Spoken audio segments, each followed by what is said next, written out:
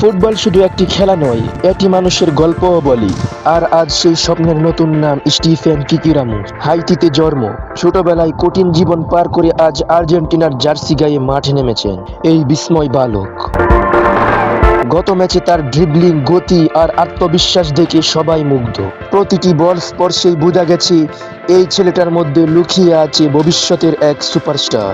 বাম প্রান্ত দিয়ে তার দুরন্ত দৌড়, ডিফেন্ডারদের কাটিয়ে এগিয়ে যাওয়া আর আক্রমণে দ্বার তৈরি করার ক্ষমতা ইতিমধ্যেই ফুটবল প্রেমীদের নজর কেড়েছে।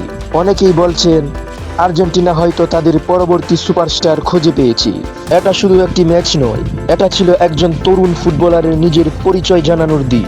যদি এভাবেই এগিয়ে যেতে পারে তাহলে খুব শিগগিরই হয়তো আমরা একে আর্জেন্টিনার সিনিয়র দলেও দেখতে পাবো। আপনার কি মনে হয়, স্টিফেন কিকিরামুস কি ভবিষ্যতে আর্জেন্টিনার নতুন সুপারস্টার হতে পারবেন? কমেন্টে আপনার মতামত জানান। আর ভিডিওটি ভালো লাগলে অবশ্যই লাইক, সাবস্ক্রাইব করে আমাদের পাশেই থাকুন।